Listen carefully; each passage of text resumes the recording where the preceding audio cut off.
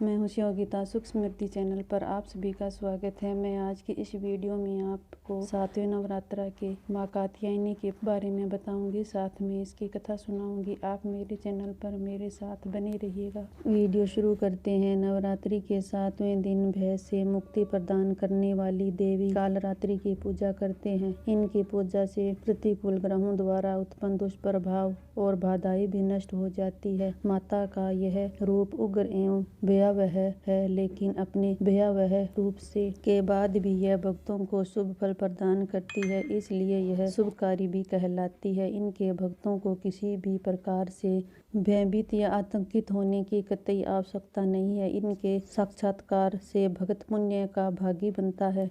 माँ कालरात्रि का वर्ण और घोर अंधकार की भांति काला है। बाल बिखरे हुए हैं तथा अत्यंत तेजस्वी 3 नेत्र है। तीनों ही नेत्र ब्रह्मांड के समान गोल है। इनकी सांसों से अग्नि निकलती रहती है। इनके गले में बिजली की चमक जैसी माला भी होती है। माँ के 4 हाथों में से 2 हाथ अभय मुद्रा और वर मुद्रा में होते हैं तथा शेष दोनों हाथों में चंद्रहास, खड्ग अथवा हंसिया एवं नीचे की ओर वज्र कांटेदार कटार होती है। माता के तन का ऊपरी भाग लाल रक्तीम वस्त्र से एवं नीचे का भाग बाघ के चमड़े से ढका रहता है। इनका वाहन गर्दभ यानी कि गदा होता है। अब मैं आपको कथा सुना रही हूँ। प्राचीन समय में शुंभ निशुंभ दैत्यों ने अपने बल से इंद्र का राज्य छीन लिया था और उनके अत्याचार देवताओं पर बहुत बढ़ गए थे। तब देवता मदद मांगने हिमालय पर्वत पर जाकर माँ भगवती की स्तुति करते हैं।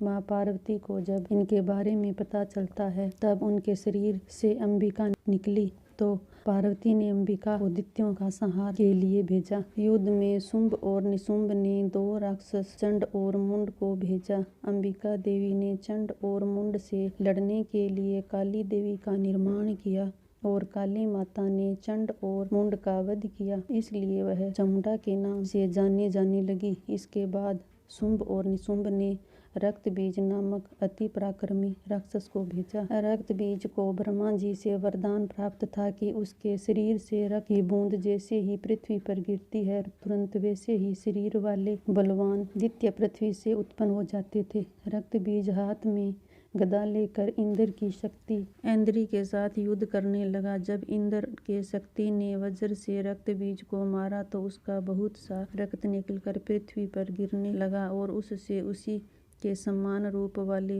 बलशाली और पराक्रम वाले योद्धा उत्पन्न हो गए। इस प्रकार कई सारे रक्त बीज वहां रणभूमि में आ गए। तब सभी देवता उनको देखकर भयभीत हो गए। देवताओं को डरा हुआ व उदास देखकर चंडिका देवी ने काली देवी से कहा, हे चामुंडे, तुम अपना मुख विस्तार से फैला दो। मेरे शस्त्र प्रहार से गिरते हुए रक्त को अपने मुख से पीती जाओ।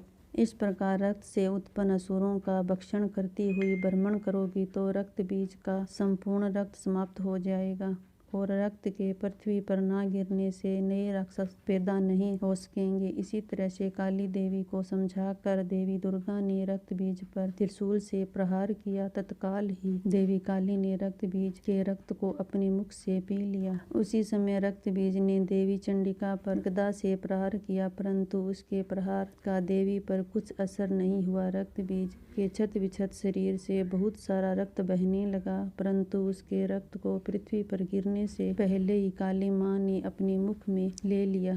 इसके पश्चात चंडिका ने रक्त बीज को वज्र बाण, खड्ग तथा रिष्टि इत्यादि से मार डाला। इसी प्रकार रक्तहीन होकर रक्त बीज पृथ्वी पर गिर पड़ा। रक्त बीज के पृथ्वी पर गिरते ही वह रक्तहीन हो जाने के कारण मर गया। रक्त बीज के मरते ही देवता अत्यंत प्रसन्न हुए।